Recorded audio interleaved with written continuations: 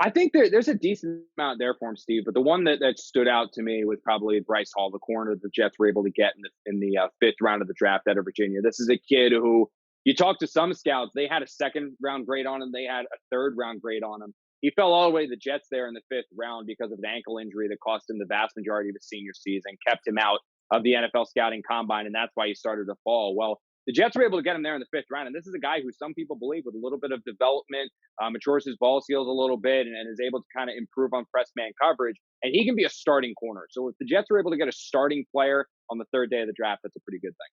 There's still a couple of possibilities to try to get guys on the squad, but what holes still need to be filled, and in what ways could they go out and get them?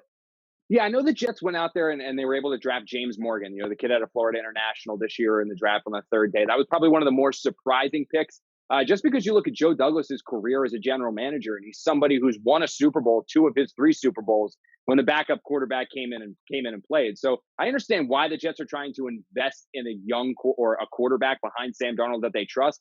But doing so with a rookie fourth round pick is a little surprising. So it wouldn't surprise me to see the Jets maybe look into the veteran free agent market. I think that might be something they look for, to try to find a veteran quarterback that can not only help Sam Darnold develop, but also help James develop a little bit, because I don't know if it's the best course of action to go with James, a rookie, as this team's backup quarterback for the 2020 season. The other position, still corner. I know they were able to get Bryce Hall. There's a lot of upside there. They drafted Austin Davis, a versatile safety corner, in the third round, but they still kind of need a veteran outside of Pierre Desir to start that Greg Williams can feel confident in. There's a couple players on the roster, Arthur Maulet, bless Austin, the Jets like, but if they're able to sign Logan Ryan, a kid who had some experience playing for the Patriots, had a really good year for the Titans last season, if they're able to get him in this building, I think that defense is looking A-okay.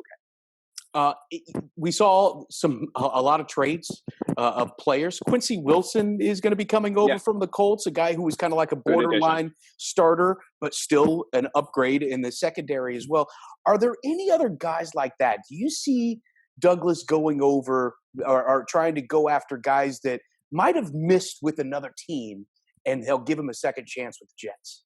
Well, it's funny because you mentioned Quincy Wilson. He's kind of the perfect example of that. In fact, he had a pretty decent 2017 as a rookie, and okay 2018. Completely fell apart in 2019. I was kind of wondering why, so I actually reached out to Stephen Holder, who covers the Colts for The Athletic, one of my coworkers, and he said, Connor, the issue with this kid was nothing to do with this kid. The Colts switched from a man defense his first 2 years where he was succeeding to his zone defense in 2019, which just does not fit his play style. Greg Williams runs a press man defense, so Quincy in the Jets defense should get back to playing pretty good ball again like he did in 17 and 18. That could be a low-key, high-upside trade that might play some pretty big dividends. But as far as trades going forward, I don't know if there's really anything out there. The Jets were never realistically in on Trent Williams. There were a couple of receivers that went. Marquise Goodwin, obviously that didn't happen. Matt Breida with the 49ers. Jets weren't really in the running there. I think that this was Douglas's plan, was that he was going to fill out his roster with his draft picks. He's going to be very active in the undrafted free agent market. And then I think he'll go back into